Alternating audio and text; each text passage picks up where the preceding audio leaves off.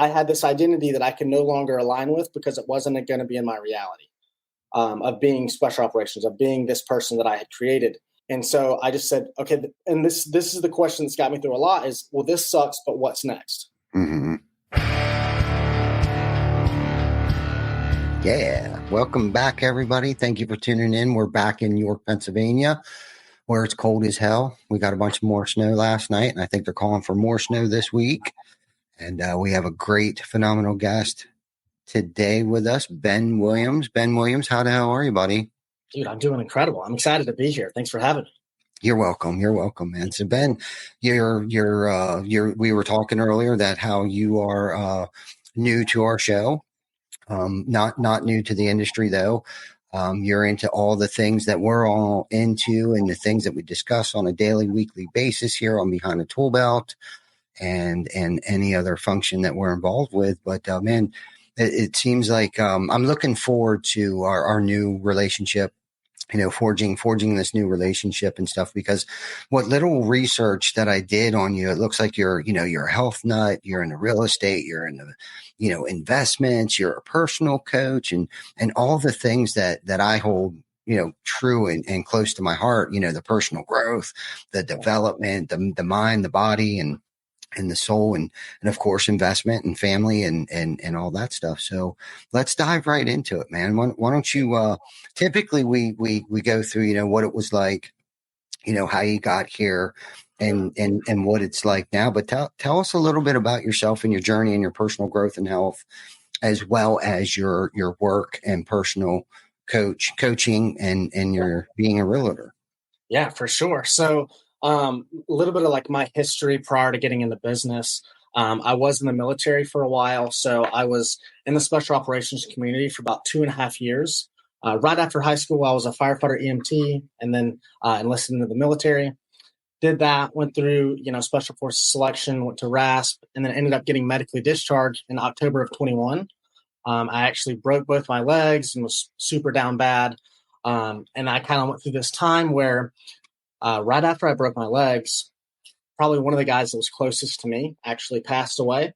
And I remember checking my checking account and I had $736. And I was like, I'm never going to let myself be in this position where if somebody that I love or has love for me or we're in a relationship and they need me, whether it be financially, physically, emotionally, spiritually, whatever that has to look like I want to be that person. I want to be that person that people can lean on. And I had a moment of reality where I had to look at myself and I was like, I am not that man right now. Mm-hmm. And that was hard, but I'm glad it happened. As painful as it was the best thing that happened to me. And then that's been 3 years ago. And then after I got medically discharged, I got on a path of personal development, really took my health serious. I think prior to that, it was a lot more of like, I just want to get big and I just want to be strong. And now it's a lot more of like, the durability of my body and actually being able to last in situations. And then I also got very serious about learning about money. We can go into that, my real estate career and stuff like that. Really dialed into that. But the biggest thing for me was just my mental game, and then the spiritual aspect of, and we kind of touched about it before we got into this, was your higher self, your higher purpose. And so those were the biggest things for me, is dialing in my mental game and then getting in alignment with what my higher self and what my purpose truly is on this planet. So went through that, and that's kind of been the last 3 years. And then here we are. Love it. Love it. Love it. Let's unpack that situation there where you broke your legs, and you mentioned, it was probably the best thing that ever happened to you. What do you mean by that? So when that happened, I was 21 years old, and the only thing that I ever knew in my life to be true was I want to be special operations. I want to be the most badass guy that I can be. I want to be super tough and rigid, and nobody can break my shell, and I just want to be as tough as possible. And that was my identity. I wanted to be a person that nobody really knew. I wouldn't let people get close to me, but I held that identity as like, I want to be a ranger. I want to be tough. And then, God, the universe, reality hit me pretty hard and was like, we don't care what you think. This is what's going to happen. And so when I broke my legs, I broke my legs beginning in airborne school, jumping out of planes. I had stress fractures on my right leg, and they basically were like, you can continue to train, but your legs are going to break, or you can just go ahead and start the discharge paperwork. And being 21 and full of testosterone, I said, no, I'm going to keep training. And then sure enough, ended up breaking my legs about 2 months after that. But anyways, go on to say, after that happened, I remember laying in this bed in Fort Benning, Georgia, and I was like, who's Ben? Who even am I? And it was very, very hard to accept that I didn't even know who I was.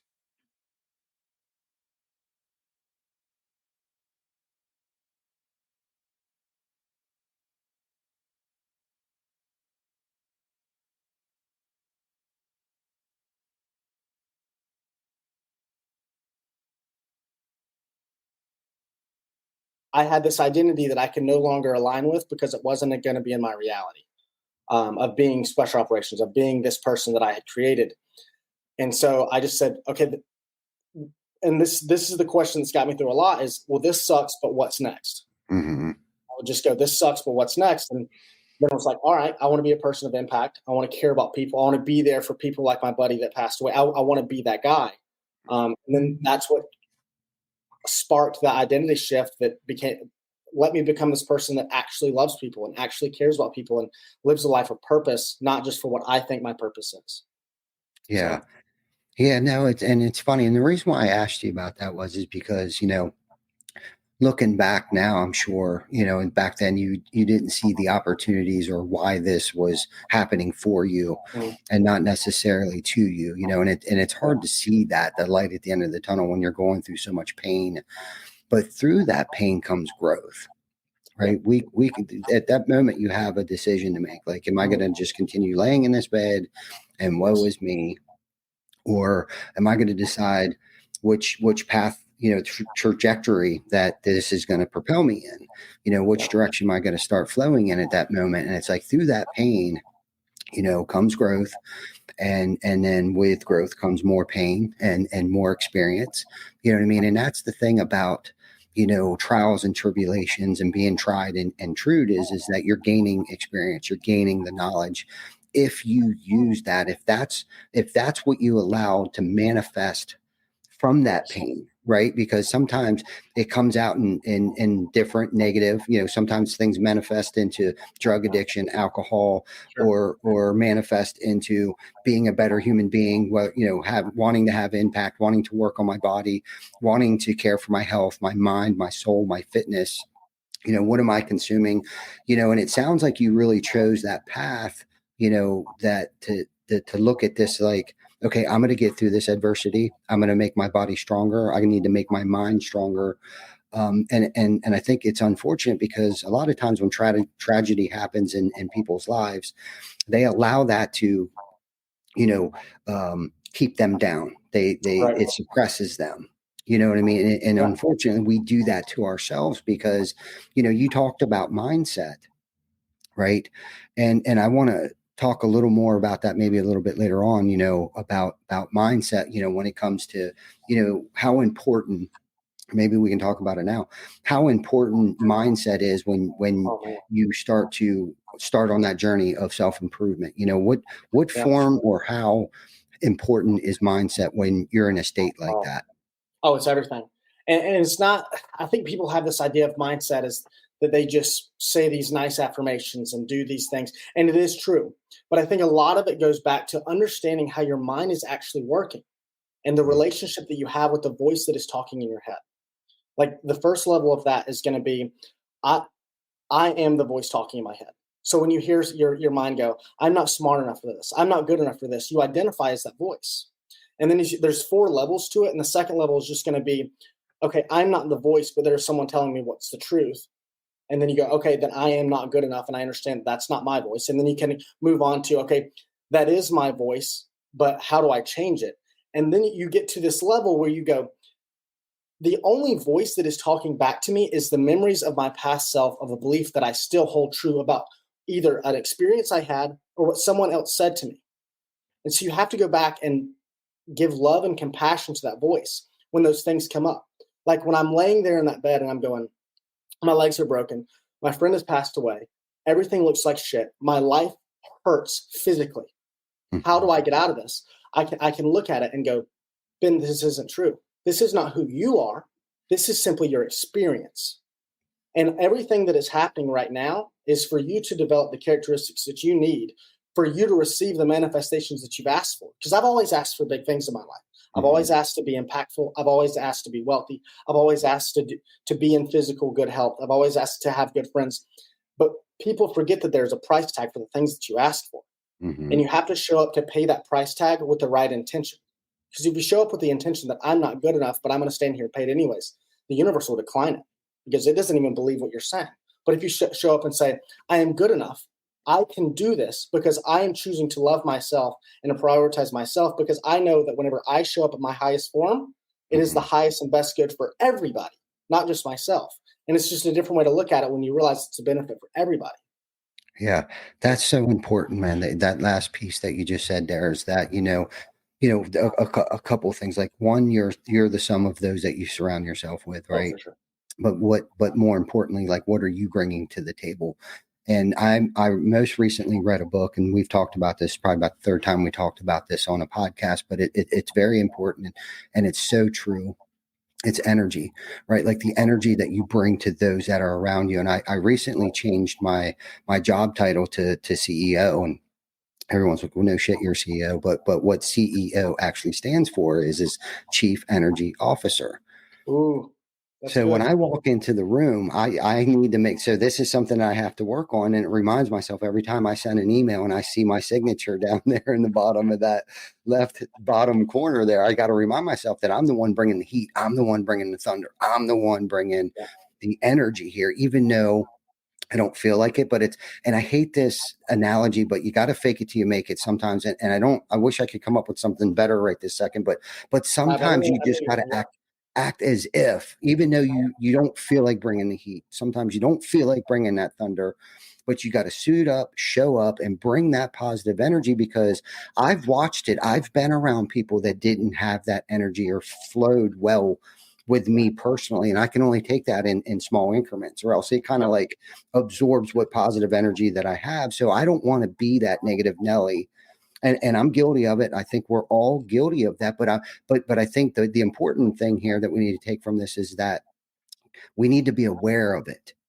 And being aware of it, that's half the battle, knowing that, oh shit, I'm feeling negative right now and I don't want this to rub off on somebody else. But it's almost like you have to like gravitate yourself above you and see yourself in somebody else before you realize, oh my God, that's me. That's me at many times. And it's like, until you have that aha moment, I think you don't really know it. And Vic and I was talking about something today. It's like, it's never a good idea until we think it's a good idea. Even though you've been telling me that, man, you have a bad attitude and you really need to work on this. And it's like, one day I wake up and it's like, you know what? I'm kind of tired of having a bad attitude, and it's like, well, no shit, Sherlock. I've been telling you that for 12 months, that your attitude just sucks. And that's why nothing positive is happening in your life. Right. And like you were talking, like the forces of nature, it's kind of like, positive energy breeds positive energy. And I've controlled the room, unfortunately unaware of, I felt like shit, so I wanted you to feel like shit unconsciously. Yes. Yes. You know what I mean? Like, just because I felt low self-esteem, insecurity, whatever the case might be, I'm having a bad day and I'm not even mad at you, but I want you to feel like a piece of crap because I feel like a piece of crap. Well, 100%. do that in reverse. Think about that for a minute. Like, if I want to walk into a room, it doesn't matter. I want to be known for that guy. It's like, whenever you walk into a room, it's like a ray of sunshine. I don't think anyone has ever said that behind my back, but I'm working on it. Yeah, no, absolutely. I mean, you're speaking my language. I mean, Nikola Tesla, he has the quote that to think of the world as energy and frequencies is to know the secrets of the universe. And you're 100% right. And once you understand that language is simply just something that we use as a tool, but this is a universe of energy. And I can only give somebody what I have. You can't give somebody something that you do not have. I had this conversation yesterday. Is if I need some, whether it be a real estate transaction or a romantic relationship or just a friend of mine, and I want them to feel empowered. I want them to feel loved, or for them to get out of their negative energy. If I show up and all I do is beat them up for that, they're just going to continue in that cycle. But if I just show up in love and I say, man, I love you, and I can portray that energy to them, that's the only thing that I'll get back. It's the only thing I'll get back, because energy can't be created or destroyed. And even if you're talking to a group of 10 people and you show up with the intention of love, darkness cannot surpass light. It can't exist. It will either leave or change. That's it. So like a lot of people worry about, oh, what if we have a few bad apples? I'll let that energy weed them out. They will not make it. Amen. Amen to that. And, and so many cultures get ruined, I think, and it's our responsibility to not allow cultures. And I'm thinking of at work, work culture. And there's, of course, there's family culture too. Right. And we're responsible for both, and everyone's responsible. Like our job as CEOs, chief energy officers, is to create other CEOs. Right. So everybody that you should surround yourself with should want to be on that same path of becoming a CEO. And sometimes they need help and things pointed out to them. And sometimes it's called candor. I call it kind candor. Right. That doesn't mean, I'm calling you out on your shit to make you feel like a piece of shit. But I sincerely, from a place of love, need you to know that, your energy right now, if we want to, make it sound woo-woo, but it really isn't, because it's true, because I've done it my entire life. I have been such a bad influence. And that's what it is, a bad influence. Shit. I was the kid that parents wouldn't allow their children to spend the night at our house. I would always have to spend the night at their house because of the influence that I had over other people. I realized and identified that early on in my life, that I had leadership qualities, but I didn't know how to manifest it in a positive way, to impact people positively. Because, when I say impact, and I try to be real specific on positive impact, because we all know that there's negative impact, there's positive impact. And for so long, I've been around negative people, negative situations.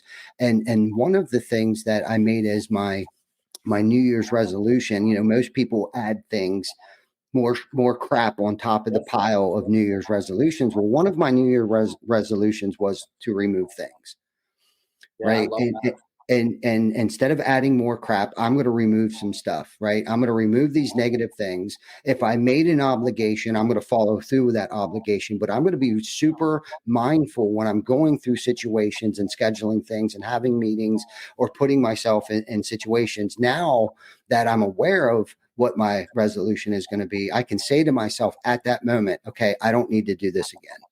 I'm going to follow through on my obligation. I'm going to be the responsible person and continue on with whatever it was that I'm going to be responsible for at this moment. But I need to remove myself or this person or this place or situation that I continuously have put myself in and wondered why I just feel like crap, where I feel drained, especially, because this is the thing, we have a choice today. Everybody has a choice. If you're in a bad relationship, if there's a task that you have to do or whatever the case is, and this can be personal and this can be professional, if there's certain people in your life that just seem like you need to know yourself that you can take this individual in 15-minute increments. And after that, because some people you just can't remove from your life. The facts are what the facts are. Right. And I don't want to be real specific about that, but I know for me, there's certain people that I can spend the entire day with. There are certain people that I can only spend 15 minutes with. There's other people that it's like 2.3 seconds. That's it. We say what we got to say. And I'm not mean. I'm professional. I'm kosher. I'm whatever. Hold my composure. But I just can't be, because life is too short, first and foremost, to not feel positive energy and feel flow and feel free. Right. Yeah, because it's 100%. This is probably one of my favorite subjects. It goes along with the power of no and letting people know this is my standard, period. Mm-hmm. And you kind of touched on it with the kind candor. I'll give somebody 2-3 times of like, hey man, like what's going on here? Like I see this action and it doesn't line up with what you're saying. I need, like, what's the explanation? Like, what are we doing to resolve this? Mm-hmm. And then I'll just get to a point where I'll just be very, very honest. And it's not like in a mean way. I'll show up and be like, listen, man, I love you. I care about this relationship and I want this to work out, but I'm just letting you know that these actions are not lining up with the energy and the vision that I have for my life. either you need to change, we need to renegotiate this relationship, or I need to understand better. Like it's one of those three. Like there's a quote that says it's hard to hate from close up. And so if I can understand better where they're coming from, Mm-hmm. all right, I get you, man. But if it's just simply you're just refusing to take the actions that you need to be taken, or you're refusing to make the changes that you need to be changing, I must cut you off because you will throw me off my vision. And there are people that are on the other side of that vision that need me to show up in this way. Mm-hmm. Sorry, man. It is what it is. And if you can say that to somebody, it's going to be very hard for them to hold resentment against you when you show up and you're saying, I'm doing this for love, man. I'm doing this because one day somebody's going to hand me my little girl and I need to be that man on that day. And if I'm not that man now, there's no way I ever will be. And if you show up that way and he has a problem with it, he doesn't really care anyways. Yeah. No, I love that. I love that. And right there and then you can ask yourself that question, am I removing this? Is this Yep. one of those things I'm removing from my life this year? Yes. You know what I mean? Because that's the thing, we get that choice, but I think so many of us feel like, we don't have a choice, but we do. And like you said, there's no is a complete sentence, or I can't is a complete sentence. Like I don't have the time, and it's okay to be, honest to a certain extent of like, you don't have to when to do so, not to injure them or others. Right. You know what I mean? Like we don't want to necessarily hurt their feelings, because that's not the vibe we're trying to give off here. It's just that, my vibe, unfortunately, is much more important than the vibe you're kicking off right now. You know what exactly. I mean? So I need to pump the brakes here for a moment and yeah. And when you can show up and explain it that way in a form of love, you can also be unattached to their timeline of growth. Yeah. You can just go, this is where you're at. It's not in alignment with where I'm at. I can love you, and I can walk away with this in love. And it also, for me, it's helped me a lot when I exit that way to when I look back on the relationship. Because a lot of times I'll look back on a relationship and go, oh, well, maybe this could have been different, or maybe I could have said this and it would have worked out, or whatever. But when I leave in love and empowerment, I can go, that was the right decision. That was the right decision. And I don't have to go into self beat up because I know that person knows that I love them. It just is what it is. That's a good point too, because I'm the one. I'll beat myself up. Yep. Because oh man, I feel like I hurt their feelings. And then I got to go back and make an amends or something like that. But then when I do that, if I don't learn how to articulate a message from love, from a place of love, right? Because I've done it. I've done both. I've done really well with both. I've been able to articulate the message in a very loving way, but then I've also been able to articulate the message in a very hurtful, harmful way. I said what I wanted to say, but I said it very mean and hateful, which kind of outwon the point that I was trying to make, where I felt like I needed to go back and make an amends. But what happens when you do that, at least from my experiences, then everything that I said, that first and foremost, they're mad at me. They think I'm a dick to begin with, and I couldn't get my point across because whatever the situation was, my behavior outwon whatever that particular situation was that made me say what I had to say at that moment. But when I go back and make that amends, it totally erases the whole entire point of what I was trying to say, even, and because I said it poorly. Yeah. And I've done that so many times in my lifetime. And again, this is me finally. So I saw it in somebody else first before I could actually see it in myself. Yeah. You know what I mean? I have a particular situation. So I'm a member of this group and we volunteer there a lot. And there was this gentleman that I was pretty good friend. I knew him. He was an acquaintance. I don't want to call him a friend necessarily. And we were down in the basement of this clubhouse, and we were going. He had something in his hand, and I must have said something that he didn't agree with. But now, granted, I didn't say it rude, and honestly, I was rather surprised by his reaction to what I said, and he threw a box of books at me. Okay, well. Wow. Yeah. So I of course was like, hey, mofo, chased after him. He ran out, I grabbed his leg and it transpired into this thing. Right. And a couple of weeks later, I didn't see it right away, but it occurred to me, there go I. There go I. Right. Like I was given the opportunity to literally rise above the situation. And look, now, granted, I grabbed a hold of his leg. I shouldn't have behaved the way that I did either. because I'm a man and nobody's going to talk to me that way. And Right. that's something else that I struggle with and need to work on. I'm not perfect at that. I'm getting better. Most importantly, I'm aware of it. But I was able to get above that situation and watch how it unfolded, and was like, man, he did nothing any differently than I would have or have done in the past to people. You know what I mean? So that's where forgiveness, because forgiveness is another topic, rabbit hole that we can go down, because that's a part of energy. That's a part of healing. That's a part of self-esteem. First and foremost, I need to learn how to forgive myself. And secondly, I need to learn how to forgive other people, because let's face it, we didn't get put on this earth to walk around people and feel uncomfortable around them. No. Do you know what I'm saying? But the continuously apologizing to people, after a while, those words don't mean anything. I'm sorry. Yeah. And now it's more of an action thing. Like, don't speak it. Let me see it. Let me catch it. Let me feel that you're sorry. Right. Because I've done it to my parents over the years. And it's like, don't even tell me that. Don't even tell me you love me, and don't even tell me you're sorry, because these words mean nothing. You are so sorry that, yes, you are sorry. Yeah. You are sorry. What did your dad say to you that one time, Vic? He said, when I told him I was sorry for doing whatever I did, he said, "Yep, you're sorry."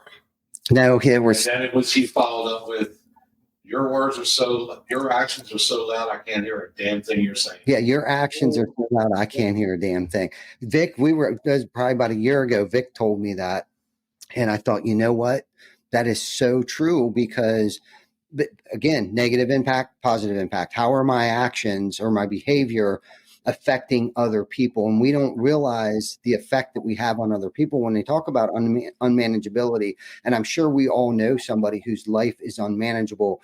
And if we continuously enter into that chaos, then our lives, we don't know how badly we affect other people, whether they're losing sleep over us or financially, a financial burden on them, an emotional burden on them. It's like we almost make them as sick as we are, especially parents and loved ones. And those that we love, seem to be the ones that we hurt most.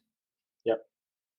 And that's, again, that's identifying that. So as an expert, I'm saying that you're an expert here.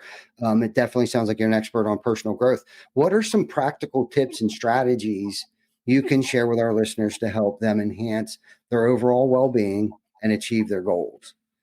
Ooh, good question. I want to go back and touch on one thing you said, and then I'll answer that question. Yep. So a lot of time, and this goes back to something that I was taught in the military, is whenever you get to a point where you're about to go, I'm sorry, or I feel like I should be sorry. Mm-hmm. The guy, I remember my drill sergeant told me, he said, don't be sorry, just be better. Just be better. And you don't have to be sorry. And I think that all the time, even when I catch myself bumping into somebody like, oh, I'm sorry, I go, don't be sorry, be better. Mm-hmm. And just being more aware of the things that are going on around me. Like the situation with that guy where he threw the box at you, at some level, that you're right, that was you. And the universe gave you the opportunity to reconcile that part of you and go, I choose to no longer participate in that version of myself. Yeah. And I love you, man. Yeah. It is. That's that. Yeah. And because there's no way to respond to that when you refuse to respond to reality that someone else creates. You just, no, I'm good. And then you're able to just go on, because now you have all the power threshold. That guy goes, I can't get him back. He doesn't care. Yeah. He simply just loves me because he loves himself. Mm-hmm. And it's just something that I think is super interesting once we realize it. But so the practical things that have helped me, meditation's huge. Just sitting down, getting off my phone. I think right now everybody's distracted is the biggest problem. I think people are confused and distracted. Sitting down and meditating and actually getting real with myself and just getting out of my head and into my body and feeling my energy and go, how do I feel?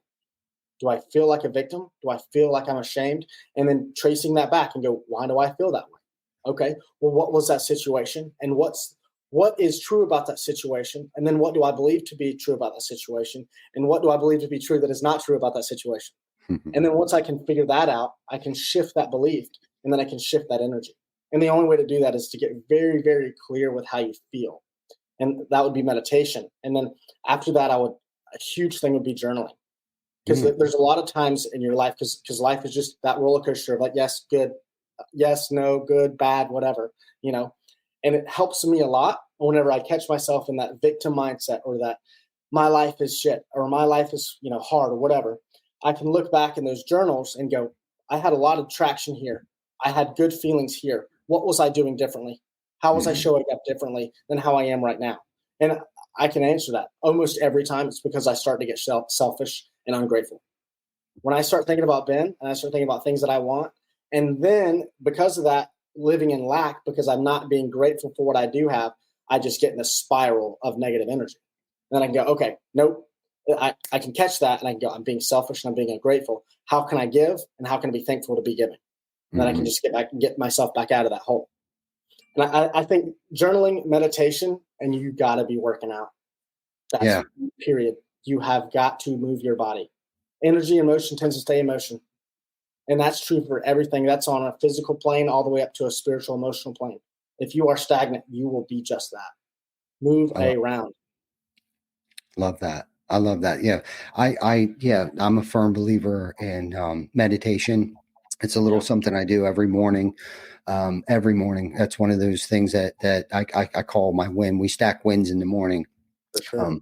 Before we go out into the world, I put my armor on, and meditation. I read a daily devotional book, and I'll reflect on. It's called the Daily Reflections, and it's got this, a few paragraphs and today's date and stuff like that. And I've read it. Actually, I've read it for over 11 years. I continue. I read it back every single year, and I find something new every time.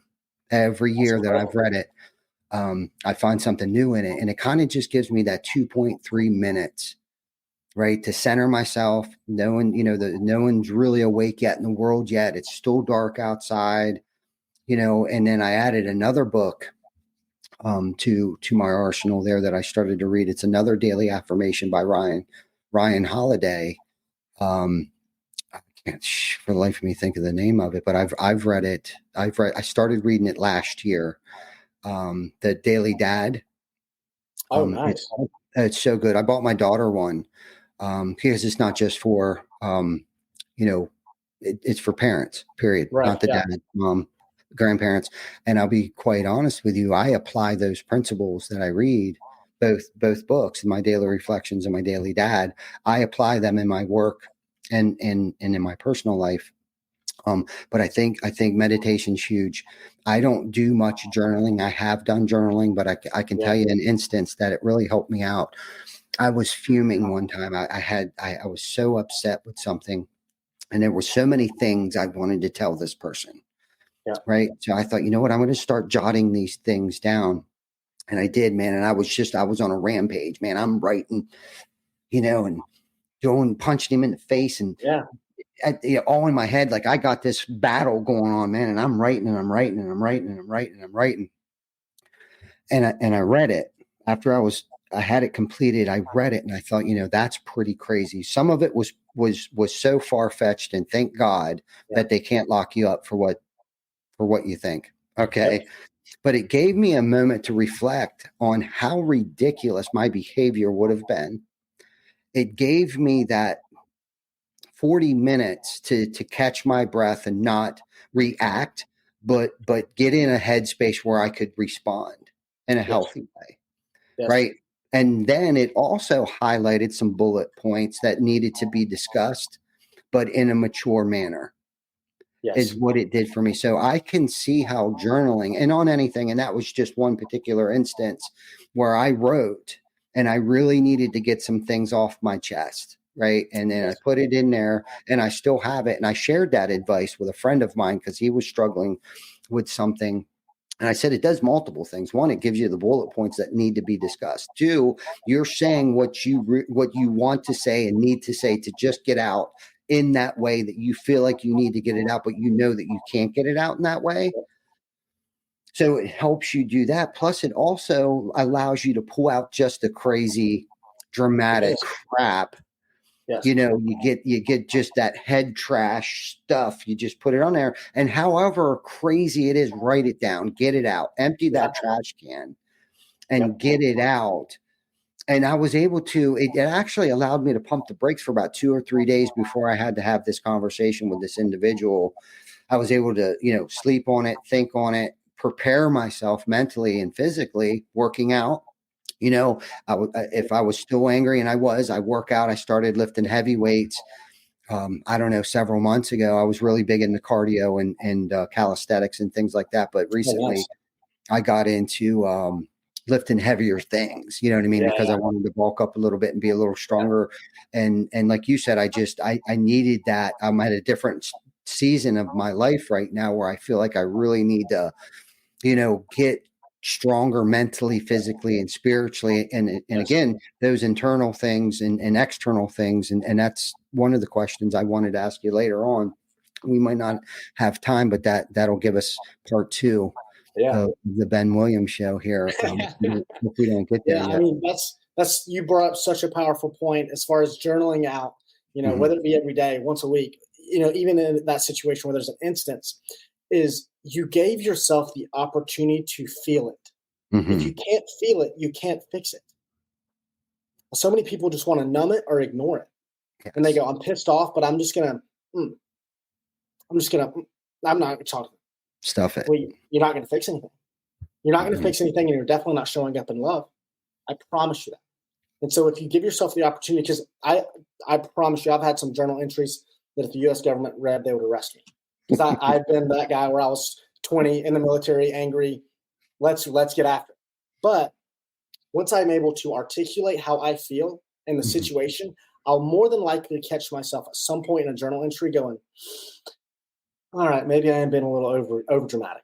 And I can go back to that emotion, and I can acknowledge it and feel it and have compassion and love for myself, because that is me that is having those feelings.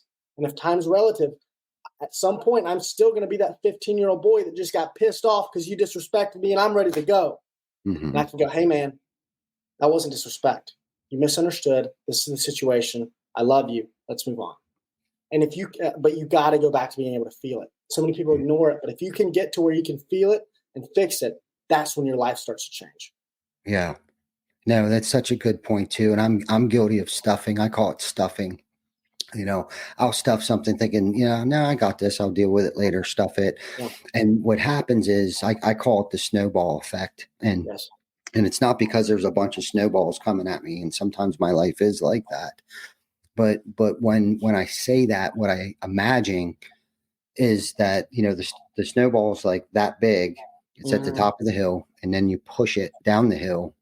And as it's tumbling down the hill, it's getting bigger and bigger and bigger. And there I am standing at the bottom of the hill. The next thing I know, this snowball is coming at me that's this big, and it rolls me over. Yes. Right. And it's just all of these small things that I don't think are really going to bother me later, or that I can deal with, or it's not my problem, or whatever excuse I give myself for not dealing with it at that moment. Yes. In a healthy manner, it tends to roll me over, steamroll me. And then typically I'll come out of the side of my neck on an individual that has nothing to do with any of those situations or issues. And we talk about this a lot, going back to, you got to know yourself. Like, what's your limitations? What's your threshold for pain? And when the pain is great enough, you'll finally get off your dead ass and do something about it. Yes. As human beings, that's who we are. That's what we are. And that's just in our DNA, especially men. And not that women don't do that, but I think women do a lot better job of expressing to people or themselves, how they're feeling. They're a little more in tune, I think, or catch on quicker, or more mature, probably. Absolutely. Is what it is at the end of the day. Yeah. In tune with their feelings of like, hey, I don't like how that makes me feel. Jana and I had a conversation yesterday, and she said to me, I don't like this. I need to let you know that there's something that I don't like. And she said to me, I need you to hear me, because I tend to have selective hearing. And I didn't get upset. It brought me. It's a powerful communication. That's a power communication tool that you guys have, where she can go, I need you to hear me. Yeah, that's huge. Yeah. Because she knows me. She knows me probably better than I know myself. It's pretty pathetic, but it's true. So front and center, it caught my attention. I'm like, all right. And I listened, and it was like, you know what? I'm sorry. I didn't even think about that. You know what I mean? It wasn't nothing major, but she didn't let it manifest into some shit 6 months from now where she's, standing over top of me while I'm sleeping and holding a butcher knife because she let the snowball effect, like I tend to do, suffer from the snowball effect. She doesn't do that. She tends to, and I can tell when something's wrong, and sometimes I got to pull it out of her, and sometimes she has to pull it out of me. But I think communication in a healthy manner is huge in any relationship or any organization. If there's a lack of communication and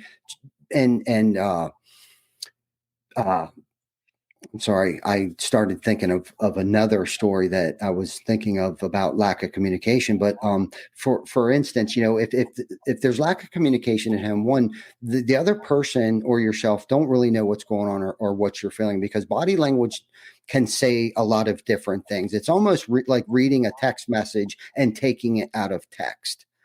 You know what I mean? Because communication needs to be verbally, whether it be over the phone, but even then you can't see their body language or their hands flying. But face-to-face communication, any form of communication is better than no communication. But I think having meetings, whether it's a family meeting or a business meeting, and staying in communication is a big thing. So communication, the importance of, what's your opinion? Yeah. I mean, communication is key. And you kind of touched on a point that I want to go back over about the difference in men and women in the situation. And I think the reason that, from what I can tell, I'm obviously not a woman, just to clear that up, is as women, they're able to go, I am a woman. And they are inherently born with the right of being feminine. And because I have a firm belief that masculinity is to be earned and femininity is to be protected. So that they're born with the inherent ability to just feel. They go, I'm just a woman. As a man, you cannot say that. You cannot just go, I'm just a man. Hey, nah, dude, you're a man. Let's go. And once you can get clear, because saying that as a man, as you understand that you're constantly in strive of this goal of manhood, you will get to a point in your being rigid enough where, at some point between 18 to the day you die, you will get to a point where you can take a couple punches in the face emotionally and ignore them. And over time, they will build up, and that snowball effect will happen. That is where it is so important to go into a journal or go into a meditation and go, how do I feel? And catch that before that snowball effect happens. Because if I'm just at the top of the hill and I throw the snowball at you, you can just go. But if it's a snowball, damn, yeah, now we got a problem. And that's why it's so important, in my opinion, as men, especially, to get very, very clear on those feelings. Because if not, me feeling slightly disrespected, whether it be with an employee or with a colleague, with whoever it's going to be, if I just take that one time and I go, okay, that's fine. They probably didn't mean it that way. And I do it again, and I do it again, and I do it again, again. And in 2 years, I've got some resentment. And all it takes me to not get my coffee that day, you say something, I'm going to pop back. And it's like, but if I would have just collected over 2 years prior, and I would have addressed it like, hey, nope, that's not how we're going to talk. And I know you didn't mean it like that at all. But for me to feel respected, I would much rather you prefer have said that statement this way. And now I can address that situation in love, and I never had that snowball effect. So, amen. I don't know if I answered your question, but. No, that's good. I'm glad you brought that back up, because I kind of had a mental block there. I was thinking of another situation where poor communication led to another situation, and I'm glad you kind of invert or direct. We're having technical difficulties. No, just kidding. But thank you for interject or in whatever the hell I'm trying to say. I know what you're saying. You're good. Yes, thank you. But anyhow, okay. To change the subject a little bit, but not really. So many people struggle with finding, the work-life balance. How do you personally manage your time and prioritize self-care while handling multiple roles? Whether it be, your personal coaching, your family, realtor, being a realtor. I'm assuming you're a realtor. I am. That's not my main practice. I have my license, but that's not real estate. Then we'll just chalk it up as real estate, and running an investment company. Yeah. So how do you juggle all these things? Yeah. So one thing that I kind of just want to correct that I feel like is a public narrative, or at least was the public narrative that was pushed on me, was it has to look this way to be successful. Got to wake up at 5 a.m. Got to do this, X, Y, and Z. Got to do your morning routine. Has to look this way. And I would find myself a lot. I'm a very disciplined person. Like if I say I'm going to do something, I'm doing it. And it would disempower me. I would wake up and I would do this whole thing and I wouldn't feel empowered. I would feel low energy. And once I got to the point where I realized that and I was conscious, like I don't feel empowered doing all this, running around, working when people say this is what it needs to be, blah, blah, blah, blah. And I started to go, okay, I would just track my day. And I would go, what are the activities where I am at my highest vibration, where I am really showing up empowered and I am just taking it to it, just kicking ass. What are the activities that I'm doing? And then I would just document. I wouldn't try to change anything. I would just document. And then I would just, write the activity of whatever it's going to be. And I would put right beside it how I felt, stressed out. Okay. I apparently in the mornings, if I check my emails at 7:30, believe it or not, I get stressed out. So I'll go, okay, I'm going to push that to, 9:30 or whatever it is. And then I will just start moving my schedule around. I mean, now mine fits for me. But that's the biggest thing is you can copy anybody's schedule and go, this is what works for XYZ person, but it may not make you feel empowered. So for me, it's like, what are the activities that I need to do to show up in my highest form? And for me, it used to be waking up at 5 a.m. Now I get up at about 6:30. 6:30, and then I go outside. I'll literally just stand on the grass and I'll kind of say a prayer and I'll just go over like, my life is fantastic. I'm 25. I love my life. I love the people I work with. I love my apartment complex. And I'll just go through this thing. Literally this morning, before I even did anything, I was sitting out in front of my balcony, literally tears running down my face because this is a dream.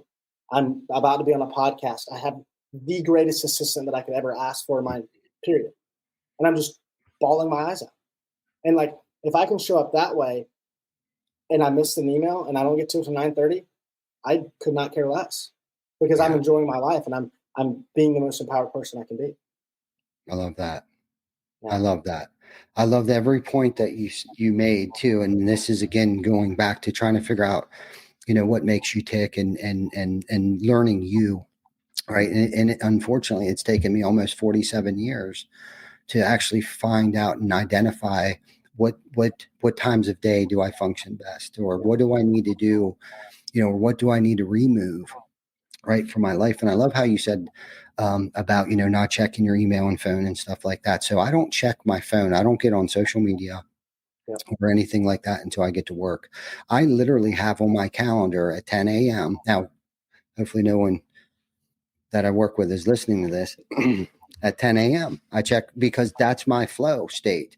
Where I need that flow state before I, it could be dramatic. It could be great news. It could be whatever that is. But again, doing the things that I need to do in the morning. So I get up. I recently stopped setting an alarm, right? Because for 40, well, not 40, but 30 some years, I lived with an alarm clock, 2 or 3 at times. Yes. And waking up like that has not been conducive to my health. And unfortunately, it's taken me 30 plus years to realize waking up to an annoying sound has started my day out just bad, annoyed, right? And then I put my feet down. I've done it for so long. I'm up. I'm that guy that's up by 5 a.m. every day.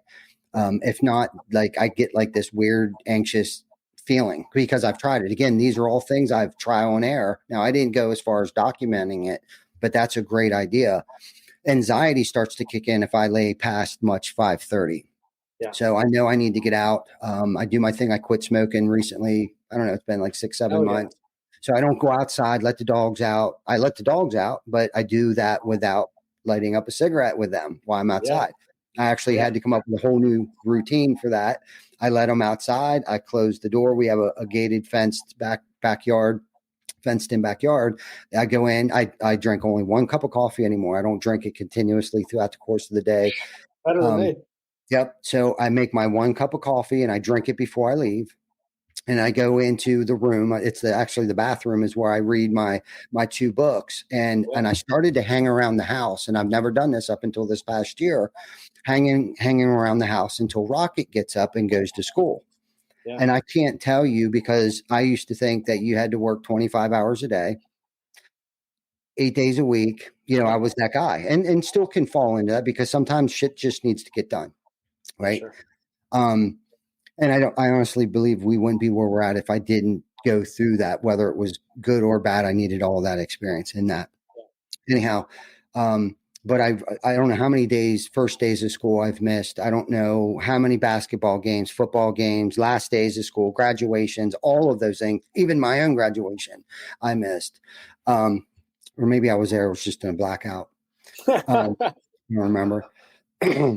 But I've had to change some things. So typically his bus, he's the first one on the bus and the last one to get off the bus. So he leaves very early in the morning.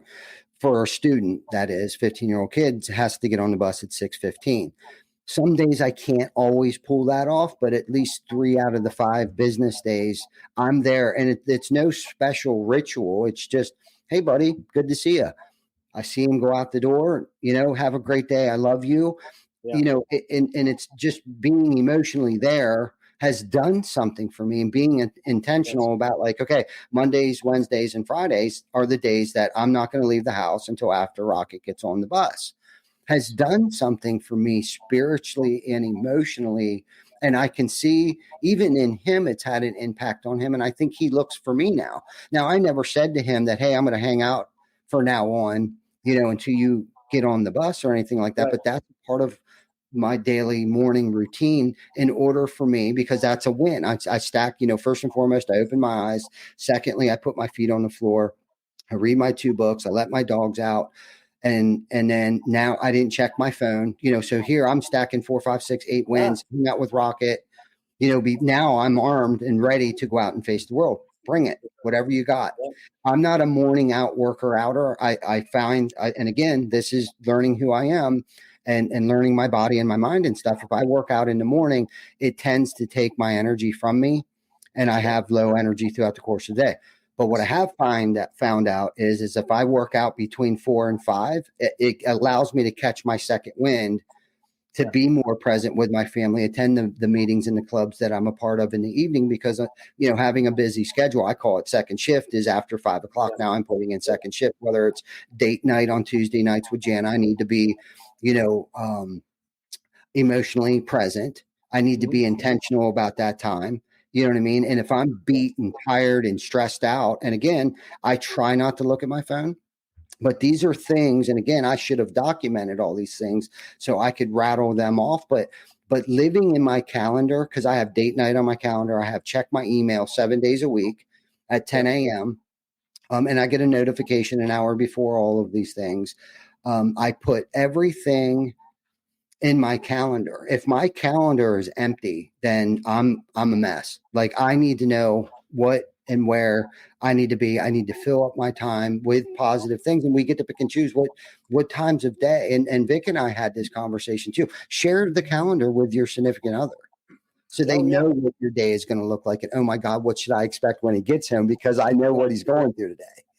You know what I mean? If you have a significant other that's like that, you know what I mean? There's some other horrible relationships that I've been in with other people, and they wouldn't have gave 2 shits what kind of day that I had. But, by me sharing it with Jana, she'll at least know what kind of day. Like, oh my God, he had 12 meetings today, 6 via Zoom and 6 across town. So he's going to be really tired. So then she can prepare herself mentally or physically, emotionally for when I get home. But not that I'm like a raving lunatic or whatever, but at least she'll know, okay, he's going to be home at this time for supper. Right. And that's what I meant mostly, preparing herself, or I'm going to be home late for date night or whatever like that. But not that we don't communicate throughout the course of the day either, but communication, going back to the communication, this whole entire conversation we're having right now, we've hit just about every single button that I thrive on and love, every single topic that we've discussed. And so thank you for a freaking awesome conversation. It's been a blast. Yeah. So before we get off here, we're about 56 minutes into it, which I can't believe already. It feels like about 26 minutes maybe. But it's been fun. Lastly here, for our viewers and personally here, selfishly, I ask you these questions so I can better myself and in turn impact other people. out there listening. And that's what we're really trying to do here. So thank you for such a freaking awesome episode here. But do you have any resources, books, or tools that you recommend for individuals seeking personal, growth, not just, when I talk about growth, internally and external growth and internally and external health, that they can start implementing in their lives? Yeah. For books, I would probably say Think and Grow Rich. Of course, I'm always going to say that book. The book, The Universe Has Your Back by Gabby Bernstein, was a transformational book for me. And then the book, It Takes What It Takes by Trevor Millett. That book is significant for me. I read that book in a period of like probably a year and a half ago, or maybe 2 years ago, when I was first starting out in real estate. And it was like I was just getting my ass kicked. And it really put into perspective of like, why did I believe that I was special, that my path was not going to be hard just like everybody else's? And I think, young entrepreneurs, myself, even still, I come victim of this, of thinking that I don't need to pay the price, that I don't need to work hard, that I can just make money and not have to, and that's just not real. So that book, It Takes What It Takes, Universe Has Your Back, Think and Grow Rich.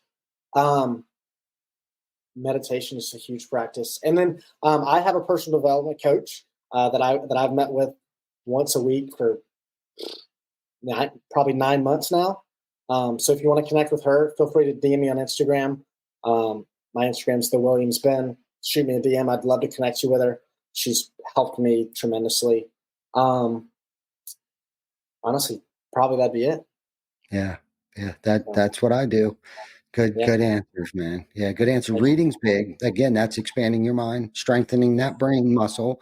Yep. You know what I mean? And giving you different perspective on how to think too. And Think and Grow Rich is a phenomenal book. We could go on and on and on about books, whether it's culture, leadership, financial books, stuff like that. But that's where it's at. Reading and writing, and obviously speaking, which I have issues with a little bit here and there every now and then when we have. And Make It Count by Hunter Blue. Yeah, there you go. Make it count. Yeah, Hunter, you're listening. Way to go, Ben. So speaking of Hunter, he's got a birthday bash this weekend.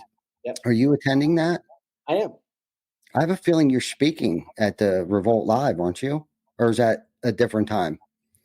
Maybe I'm wrong. I could be wrong. Or maybe I let the cat out of the bag. Told me what? Okay. That makes me a little anxious. Yeah, maybe not. I assume because you're pretty close to him, I would imagine, because it sounds like your guys' story is so familiar, and that's who introduced us, and I'm grateful for that. And going back to, and not to sound cliche, but our network is our net worth, and because through Hunter being the conduit, for us connecting like this, man, I love it. And let's stay. And I'm not just saying this because we're on the air right now, but I want you to be a part of that sum.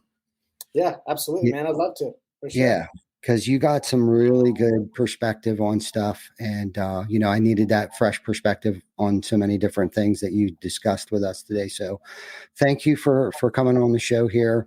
Thank you. And thank you, everybody, for listening. And love, subscribe, share, comment on all of our platforms. We are now on YouTube Live, Facebook Live, obviously, and that's how you're watching us now. Spotify, Google Play, and Apple. So check us out, like us, love us, review us. Reviews are nice. So we can get this awesome content out to people who so desperately probably need it and have a different aspect on life. And by all means, reach out to Ben or myself if anyone seems to be struggling. And anything, reach out to us. Our phones are always on as far as, hitting us up, DM us on Facebook. What did you say your handle was on Instagram? The Williams Ben. The Williams Ben. Yep. The Williams Ben. There you have it, guys. So thank you for tuning in, and we'll see you next week. Awesome. Thanks, brother.